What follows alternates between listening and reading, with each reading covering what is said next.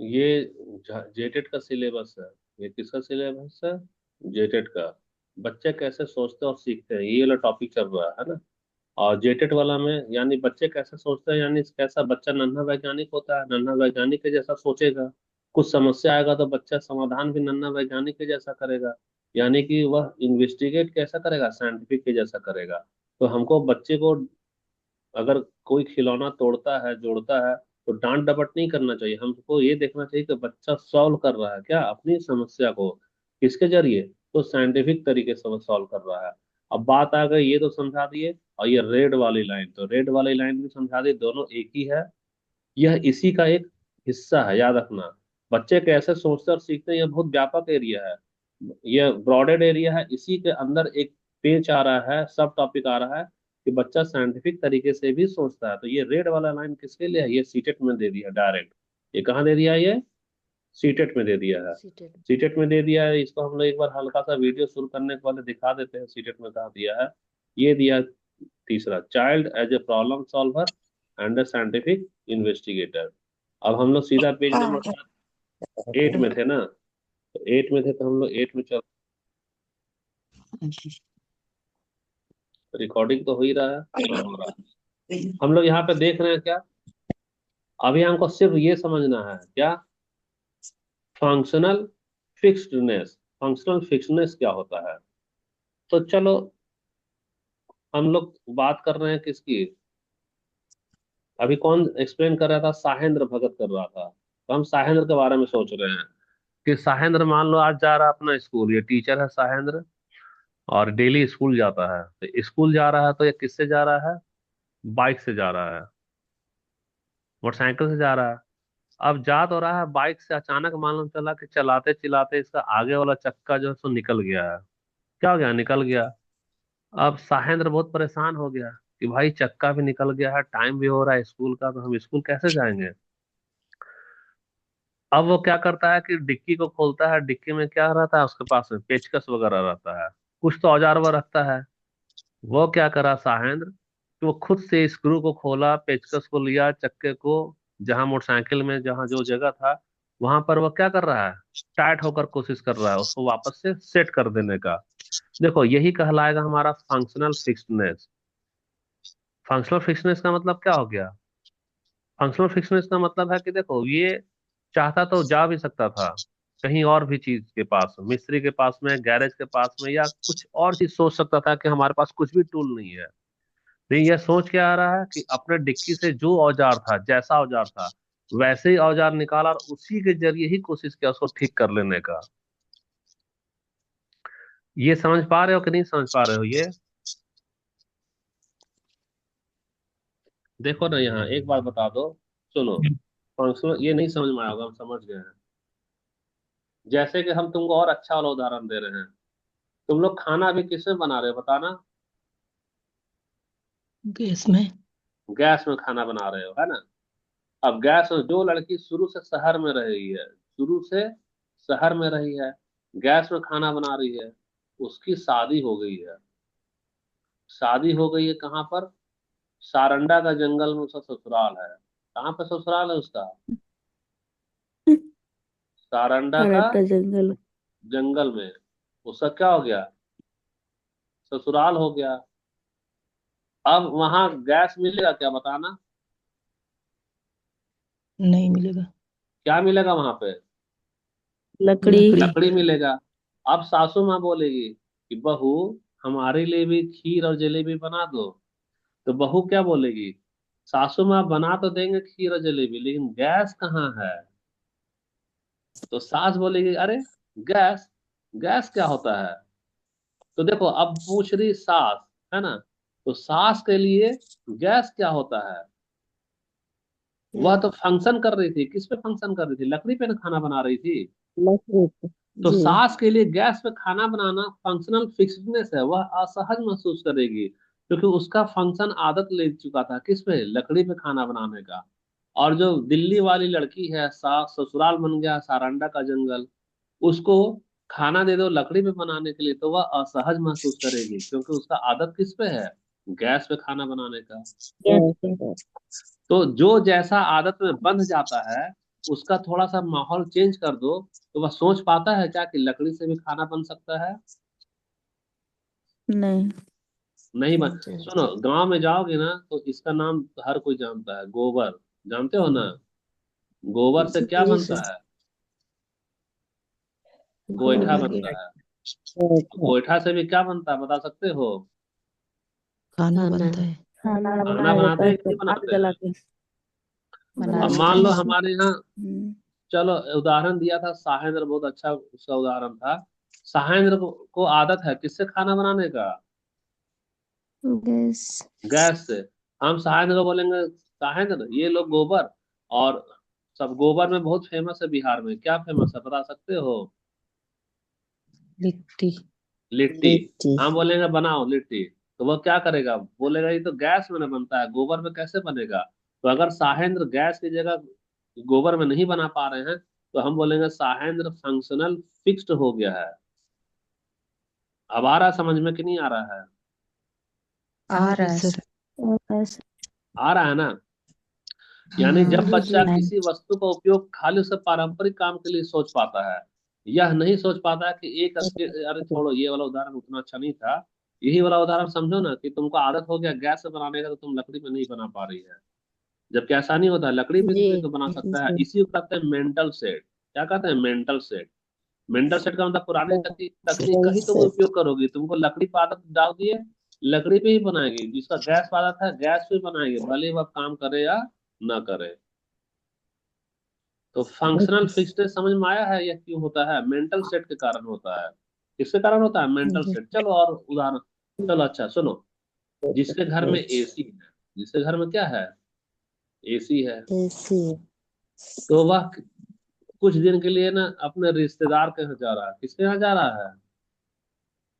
रिश्तेदार।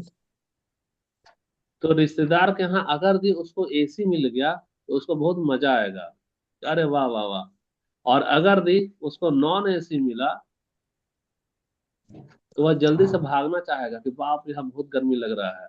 ये क्या फंक्शनल फिक्सनेस है। दूसरा उदाहरण है, शहर में जाओगे तो शहर वाला में याद रखना कि घर के अंदर होता है। घर के अंदर अंदर। क्या होता है बता सकती हो? शौचालय।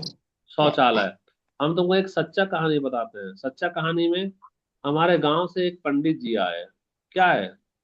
पंडित जी। पंडित पंडित जी जी। कहाँ से आए हैं? गांव से आए हैं। तो गांव से आए तो हमारा घर कहाँ है? बोकारो में है। बोकारो में आए तो पंडित जी हमारे यहाँ रहे। और वह बोले कि हमें अब चाहिए, क्या चाहिए? हमें मैदान जाना है। तो हम उनको बोले, पंडित जी मैदान क्या करिएगा, ये तो हमारे घर के अंदर है। तो वो क्या बोलते हैं, छी छी छी, आप लोग कैसे भ्रष्ट हैं। जिस घर में रहते हैं उसी घर में आप शौचालय भी करते हैं। बहुत भ्रष्ट हो गया। अब बताओ, पंडित जी का कौन सा फंक्शन हो गया? फंक्शनल फिक्स्डनेस हो गया। उनके लिए पाप हो गया कि जिस घर में रहते हैं, जी। जहाँ पूजा करते हैं, वहीं ही शौचालय कर रहे हैं। ये तो आप लोग घोर नरक वाला काम कर रहे हो।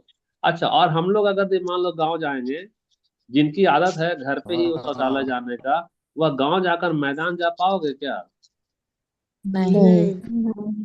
तो देखो, तुम बिल्कुल लोग नहीं। थोड़ा सा जवाब नहीं दे पाए, तो हम तीन चार पांच बहुत सारा उदाहरण दे दिए ना।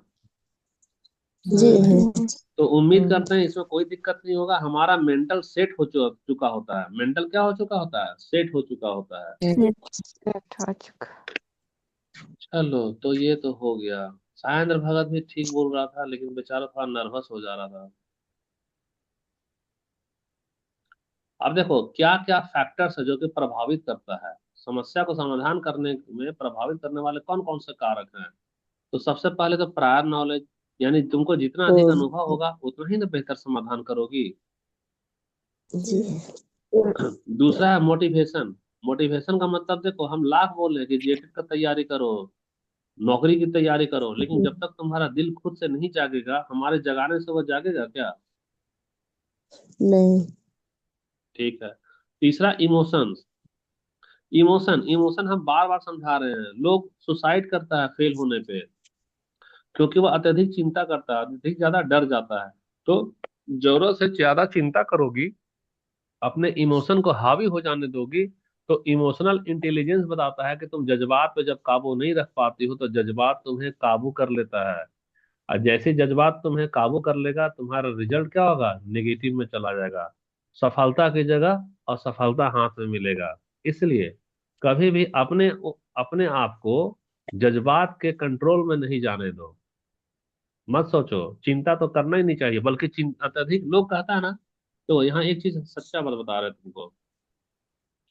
अत्यधिक चिंता तो लोग करता है, लेकिन उसको चाहिए क्या, अत्यधिक प्रयास करना।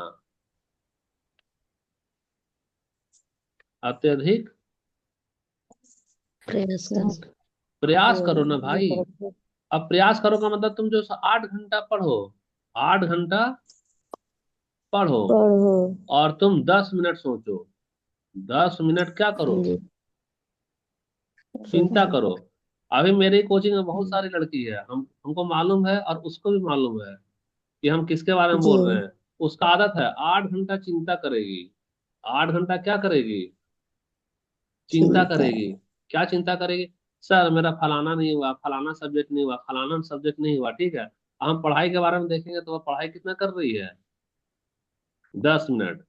तुम 8 घंटा सोचने में बिता दे रही है कि मेरा वो सब्जेक्ट नहीं हुआ, वो सब्जेक्ट नहीं हुआ वो। अरे भैया, तुम 8 घंटा जो सोच ली हो, 8 घंटा पढ़ ली रहती और 10 ही मिनट सोची रहती।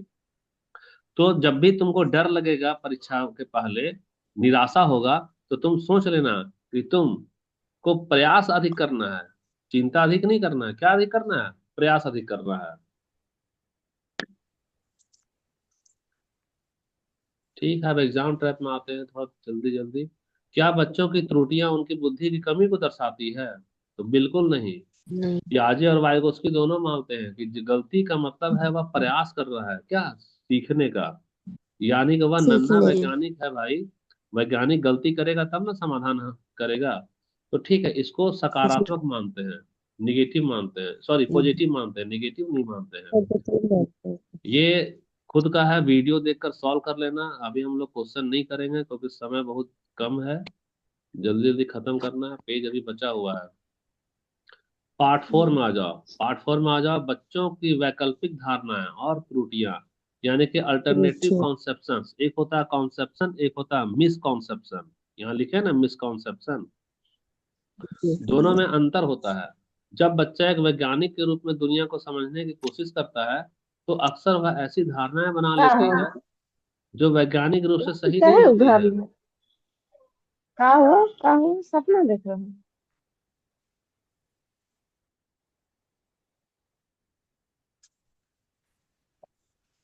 रामनी तुम्हारा वो कर दिए, वीडियो बंद कर दिए, ठीक है।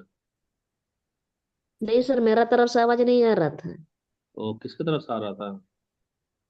पता नहीं सर। अच्छा ठीक है, लाज देखो देखो। के। तो देखो, वह बच्चा धारणा बना लेता है, जबकि कई बार उसका धारणा वैज्ञानिक रूप से सही नहीं होता है, लेकिन बच्चा अपने अनुसार तर्क देकर उसको सही कहता है, तो वही वही कहलाता है वैकल्पिक धारणा। वही क्या कहता है, वैकल्पिक धारणा। जैसे एक गुड्डा और एक गुड्डी जो है, सो सचमुच में जिंदा हो सकता है क्या। नहीं सर। नहीं। खिलौना कभी जिंदा नहीं होता, लेकिन बच्चे के सामने में खिलौना लाकर रखो ना, तो बच्चा खुद खाना खाएगा और खिलौना को भी खाना खिलाता है। हम बच्चे को जी देखें कि सर। मिट्टी का गैस, मिट्टी का बर्तन ला के दे दिया जाता है, और सचमुच में बच्चा क्या करता है, रसोईया के जैसा मिट्टी का गैस में खाना पका रहा होता है, क्या वो सचमुच का खाना पक जाएगा। नहीं सर। नहीं सर। तो जो सचमुच जो मिट्टी के बर्तन में खाना पका रहा है और मिट्टी का गैस वो सही में गैस समझ रहा है, जो खिलौने के सही में जिंदा समझ रहा है, वही होता है धारणा, उसी को कहते हैं अल्टरनेटिव कॉन्सेप्शन। तो अल्टरनेटिव जी। कॉन्सेप्शन साइंटिफिक तरीका से सही तो नहीं है, लेकिन बच्चा अपना तर्क देकर क्या बोलता है, सही न मान ले रहा है। तो जी। जब कॉन्सेप्शन हमारा अल्टरनेट हो जाए, देखो जब कॉन्सेप्शन हमारा अल्टरनेट हो जाए, सो मत बाबू पढ़ो, फेस पास कर लो, जाओ बेसिन में फेस पास करो, जेब से हाथ निकालो। तुम्हारा अभी लड़ने का टाइम है, 10 ही दिन में परीक्षा है ना। यहाँ तुम्हारे लिए टॉवल कहीं होगा तो वहीं चेहरा बेसिन में धो लो। हाँ, अब देखो वहीं कहीं आसपास टॉवल होगा, पूछो। जी जान लगा दो, सोना एकदम बेकार है, कायर का काम है सोना। तुमको जागना है, पढ़ना है, दौड़ना है, रिजल्ट 100 में 100 लाना है।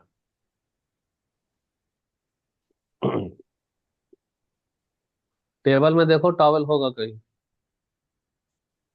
मिला टॉवल क्या? मिला, आओ।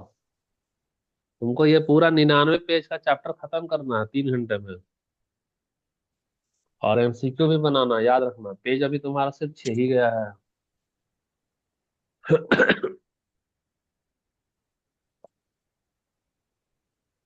हम लोग क्या बोल रहे थे यहाँ? हाँ, कॉन्सेप्शन। बैठो।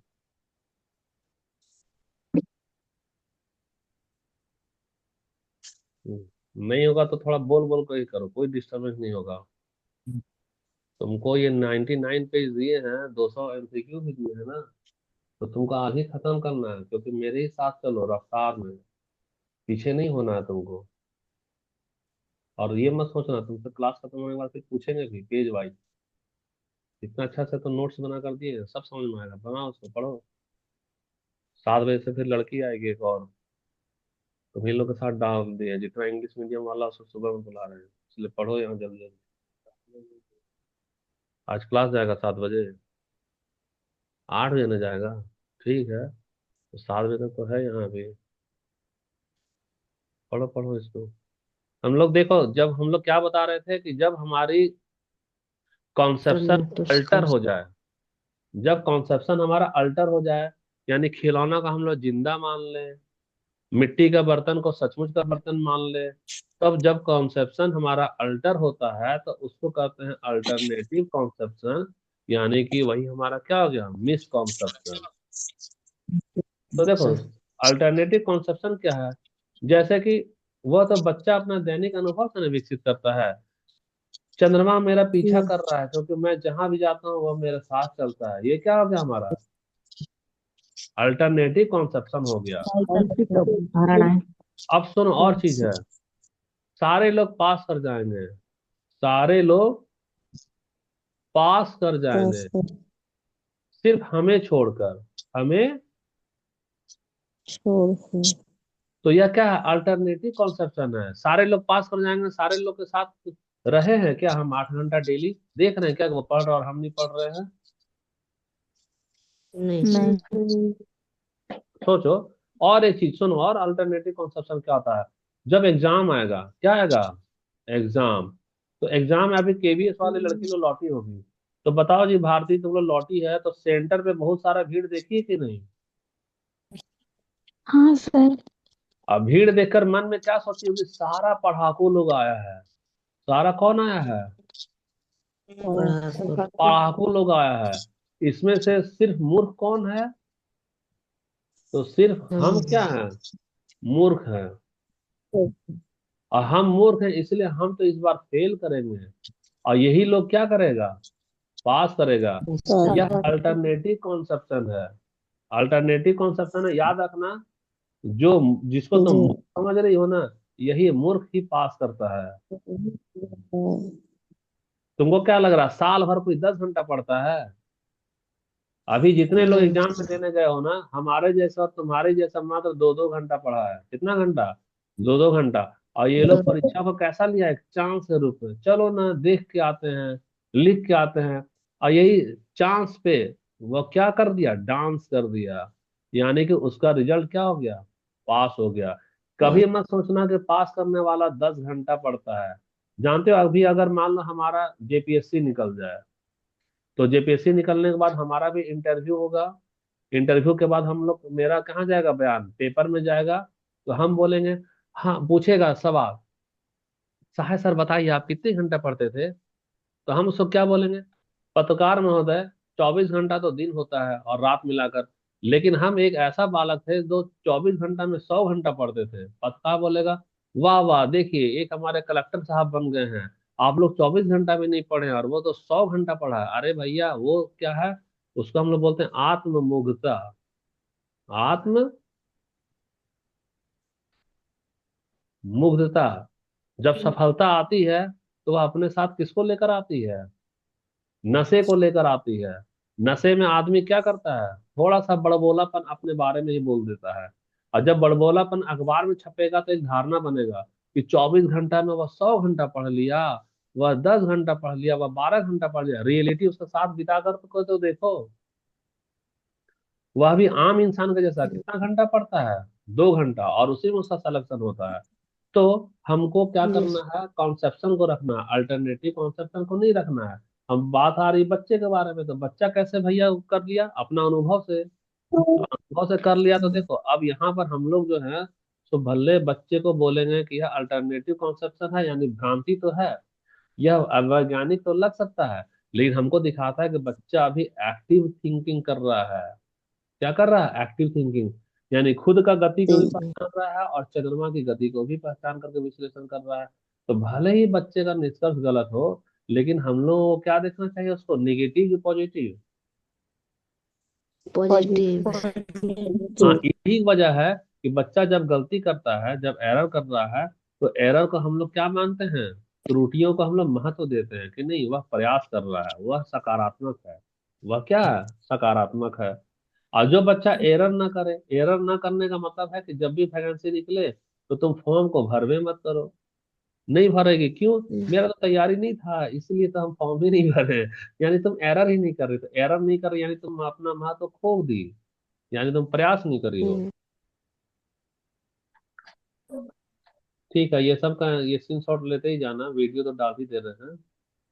तो एरर जब बच्चा करता है, तो विंडोज टू थिंकिंग, यानी कि त्रुटियां शिक्षक को यह समझने में मदद कर रही है कि बच्चा कैसे सोच रहा है। और यही साथ है कॉग्निटिव कॉन्फ्लिक्ट। कॉग्निटिव कॉन्फ्लिक्ट का मतलब है कि दिमाग ना द्वंद में फंस जाता है। कैसे द्वंद में फंस जाता है? जैसे कि हम एक बहुत बड़ा सा रुई डाल देंगे और इतना छोटा सा लोहा डाल देंगे, है ना।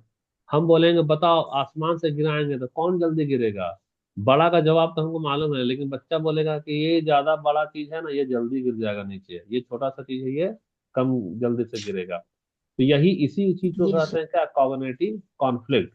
कॉग्निटिव कॉन्फ्लिक्ट का मतलब जब बच्चे की पुरानी धारणा और नया अनुभव आपस में टकराता है,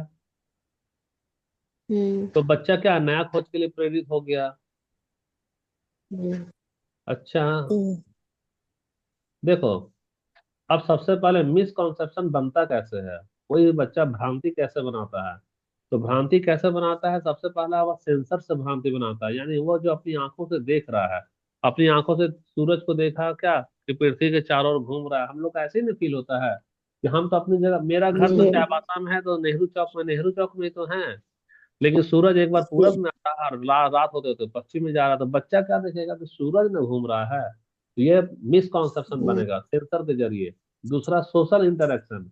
सोशल इंटरेक्शन में हम लोग देखते हैं कि बच्चे को क्या दे देते हैं, खिलौना दे देते हैं, और खिलौना दे देते हैं और बच्चे को बोलते हैं कि ये भी तो तुम्हारे साथ है बच्चा, ये भी खेलो। तो बच्चा खिलौना को क्या मान लेता है बताना? जीवित मान जी लेता है। तो। तो जीवित कैसे मान रहा है? परिवार के जरिए ही ना, दोस्तों के ही तो जरिए। तो सोशल जी। इंटरेक्शन से भी बच्चे के लिए क्या बनती है, भ्रांति बनती है। और तीसरा क्या है कि कभी कभी गलत तरीके से पढ़ाते हैं। कैसे गलत तरीके से पढ़ाते हैं? मान लो हम लोग बच्चे को खाना खिला रहे हैं, क्या खिला रहे हैं, खाना, और हम लोग बोल देंगे कि बेटा यह बीज है, तो बीज को मत खाना। अगर बीज तुम्हारे पेट में चला जाएगा तो पेट से क्या निकलेगा, पेड़ निकलेगा। बोलते हैं कि नहीं ऐसा? बोलते हैं। अब बच्चा सचमुच में बीज को नहीं खाएगा। क्यों नहीं खाएगा? वो डर जाएगा कहीं हमारा भी पेट से क्या निकले, पेड़ ना निकल जाए। तो कई बार हमारा शिक्षण विधि या पाठ्य पुस्तक भी गलत धारणा बनाता है। तो मिसकॉन्सेप्शन कैसे कैसे बन रहा है? सबसे पहले सेंसरी से, दूसरा सोशल इंटरेक्शन से, और तीसरा हमारा लर्निंग मटेरियल या टीचिंग मेथड से बन जा रहा है हमारा। तो शिक्षक के लिए कौन सा स्ट्रेटेजी अपनाना चाहिए, कैसे करना चाहिए टीचर को? देखो, डोंट छुट्टी डिस्करेज। बनाना चाहिए। तेरा सिलेबस कंप्लीट नहीं हुआ है, हतोत्साहित नहीं हो, है ना, 2 ही घंटा अरे। पढ़ रही है, हतोत्साहित नहीं हो। तुम कभी भी अपने आप को नहीं मानो कि तुम क्या हो, मूर्ख हो, बल्कि यह मानो कि पूरी दुनिया मूर्ख है और यह एग्जाम मूर्खों के लिए है। क्या मानोगी बताना? पूरा दुनिया मूर्ख है और मूर्खों के लिए बने हैं। हाँ, और यह एग्जाम मूर्खों के लिए है। तो तुमको हीन भावना तो नहीं आएगा, और तुम्हारा प्रयास सकारात्मक रहेगा। और कभी भी भीड़ को देखो मत, कभी भी मत सोचो कि वो तो 10 घंटा पढ़, कोई 10 घंटा नहीं पढ़ रहा है, वो सब चोचलेबाजी होता है। हमारे ही जैसा और तुम्हारी जैसा 1 घंटा 2 घंटा पढ़ के लोग निकाल लेते हैं। जो इसमें से जो कैंडिडेट का सीटेट क्वालिफाई हुआ होगा, है ना, उससे दूसरे को बोलो पूछने के लिए, तो बोले हम तो बहुत मेहनत किए थे, बहुत मेहनत किए थे। तो दूसरे को प्रेरित करने के लिए बोलता है वो, उसका दिल जान रहा है, तो वह हम्म। कोई मेहनत नहीं किया था, आम जैसा आदमी होता है वैसे नॉर्मल पढ़ता था, उसका निकल गया रिजल्ट। हम ही निकाले सीटेट। तो दुनिया भर तो दिन भर तो हम लोग पढ़ाते रहते थे, कोचिंग देखे हो ना। अब हम बोले हम 20 घंटा यस का पढ़ाई, अरे भैया 20 घंटा तो हम कोचिंग चला रहे थे, 18 घंटा तो ट्यूशन पढ़ा रहे थे, हम अपना कब पढ़े। तो कोई सर। दूसरे को देख करके डरना नहीं है, भीड़ को देख कर डरना नहीं है। अपने आप को मूर्ख नहीं मानना, बल्कि पूरी दुनिया को मूर्ख मानो, तुम भी अपने आप को मूर्ख मानो। तो क्यों कह रहे मूर्ख मानो? क्योंकि अगर भी तुम अपने आप को विद्वान मान लोगी, तो विद्वान मान लेने से तुम प्रयास बंद कर दोगी, प्रयास नहीं करोगी, सोचोगी तो हमको सब कुछ मालूम है, हम क्यों पढ़ाई करेंगे। इसलिए हम कह रहे हैं कि मूर्ख किसको मानो? पूरी दुनिया को। पूरी दुनिया के साथ किसको मानो? स्वयं को। तो स्वयं को मूर्ख मानोगी तो यानी कि तुमको ज्ञान चाहिए। ज्ञान चाहने के लिए क्या करना होगा? प्रयास। तो तुम पढ़ते रहो। और जब मूर्ख पूरी दुनिया को मार रही तो चिंता होगा क्या तुमको, बताना। नहीं। चिंता नहीं होगा। दूसरा है हमारा give counter example. Give counter example का मतलब है कैसे तुम इस मिसकंसेप्शन को संभालो। अगर कोई बच्चा कहता है कि सभी पक्षी उड़ते हैं, तो शुतुरमुर्ग के बारे में बताओ कि शुतुरमुर्ग तो है पक्षी, लेकिन वह उड़ता है क्या? नहीं उड़ता है। नहीं। तीसरा, डिस्कशन को बढ़ावा दो। जैसे हम पूछते हैं कि तुमको कोई डाउट है तो हमसे पूछो, बोलते हैं ना। तो कक्षा में बच्चे जब जी। उनमें विचार रखेंगे, तो वे खुद ही अपनी तर्क की कमी के बारे में खोज सकेंगे। तो बच्चा के साथ साथ हम अपने तुम्हारे बारे में भी कह रहे हैं कि कभी भी हतोत्साहित स्वयं को नहीं करो, खासकर जब परीक्षा नजदीक आ जाए। कॉपी हो कंप्लीट या ना हो, सिलेबस हो या ना हो, अपना हौसला को क्या करना है? बढ़ाए रखना है, प्रयास करना है। और जब कोई दोस्त तुम्हारा कहेगा जी। ना कि हम 10 घंटा पढ़ रहे हैं रांची में रह करके, वहां कोचिंग कर रहे हैं, हम तो बन ही जाएंगे, तुम सोचो पूरा रांची वाला भी मूर्ख है, वह लड़का भी मूर्ख है, कोई तेज नहीं है यहाँ। हम और तुम के बीच में ही सिलेक्शन होगा, और हम और तुम के बीच में ही रिजेक्शन होगा। हाँ, सचेत रहो। सचेत का मतलब प्रयास जारी रखो। एग्जाम ट्रैप, बच्चों की गलतियां तुरंत सुधार देना चाहिए, तो नहीं, तुरंत नहीं सुधारेंगे। बल्कि ऐसा सिचुएशन पैदा करना चाहिए जहां बच्चा खुद ही अपनी गलती को पहचाने, यानी कि तो बच्चा अपनी पहचान। गलती को पहचाने, यानी खोजेगा। खोजेगा तो साइंटिफिक नेचर वाला जी। को रखेगा वो। प्रीवियस ईयर का क्वेश्चन है, वो खुद से स्क्रीनशॉट लेना, वीडियो देखना, और वीडियो देख देख करके इसको सॉल्व कर लेना। 29 मिनट हो चुका है और ये जी। लास्ट क्लास होगा। लास्ट क्लास का मतलब एक और क्लास होगा अभी अभी तो। लिंक जब तक नहीं आता तब तक क्लास लेंगे, है ना, पार्ट 5 का।